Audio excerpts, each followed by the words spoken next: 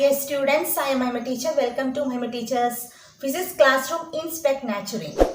Okay, today we are going through the section the Ohm's law.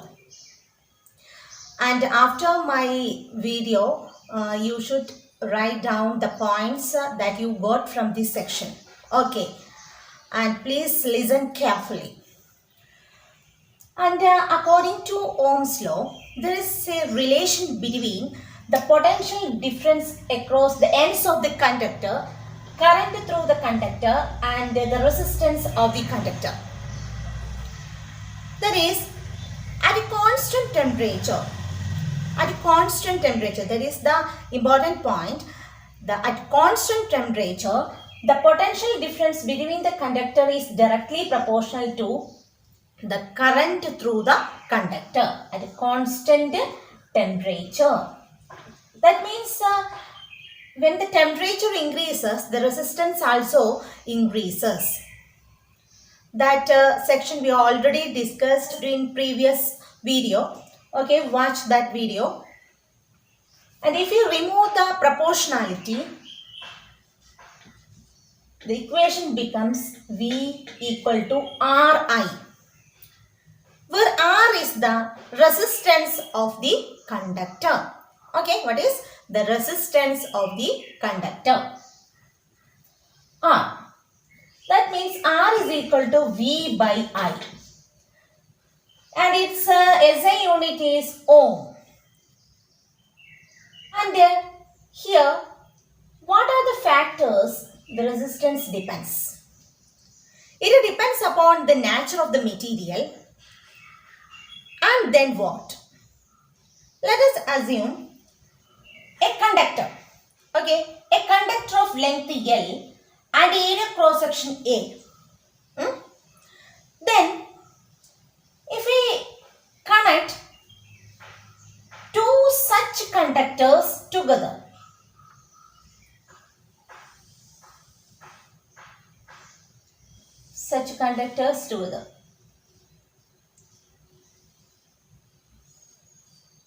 and these also have the L and area cross section A.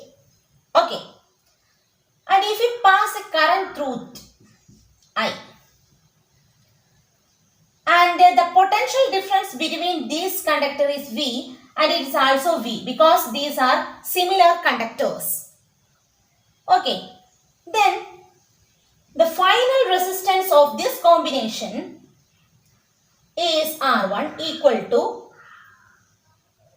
V. The total potential difference is V plus V, that is 2V divided by the current through the conductor is I. The current through the conductor is I. Therefore, which is equal to 2 into V by I. What is V by I? V by I is the initial resistance of the conductor. That means it is 2R. And from this equation, the resistance is directly proportional to the length. When we increase the length of the conductor or when we double the length of the conductor, resistance is also doubles. Okay, that means the resistance is directly proportional to the length of the conductor. Resistance is directly proportional to the length of the conductor. And another picture, that is, if we cut this conductor along the lengthwise, that means this conductor is the combination of two conductors of area cross section is A by 2. If we cut the conductor in lengthwise, the area cross section of the one conductor, it is A by 2. Okay, the length is same for both of these conductors. Then what is the result? R2 is equal to what is the potential difference across these two conductors? Because these two conductors are connected in or arranged in parallel, the potential difference is same. That is V. But current, these two are same dimensions. The current is split like this. I by 2. Just I redraw this figure like this. Another conductor. Okay, the current, the same length and area cross section. So the current split I by 2 and I by 2. Okay. Then here it is I by 2, which is equal to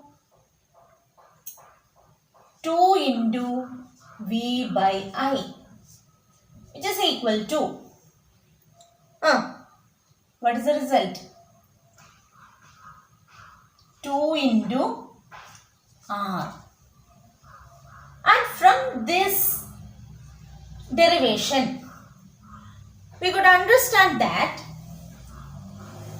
the resistance increases when we halve the area.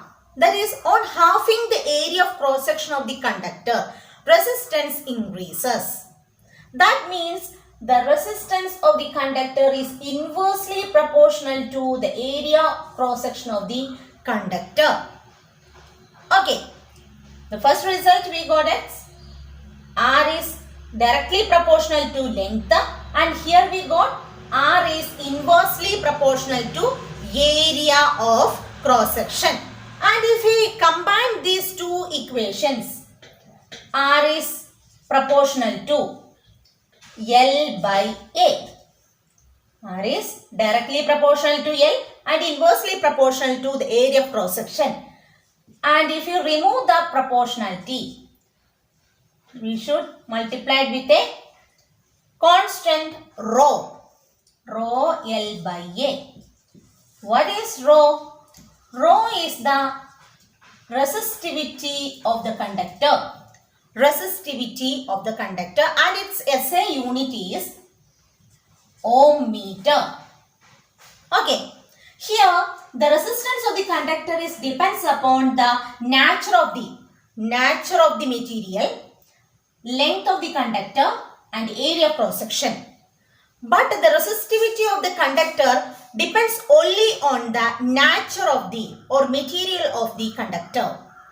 Okay, whatever be its length or area of cross section, the resistivity is constant. Okay. And we know that V is equal to Ri. Therefore, if we substitute this value to this equation, rho L I by A. Okay. What is I by A? I by A, it is current flowing through the conductor per area of cross section.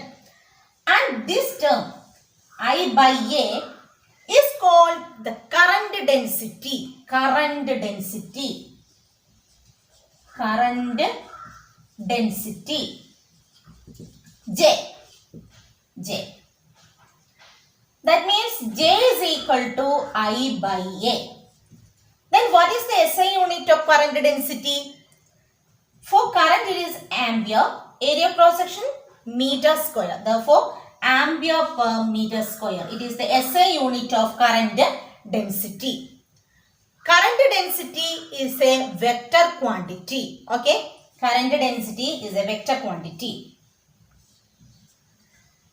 So, then the equation becomes V is equal to rho L J. V is equal to rho L J.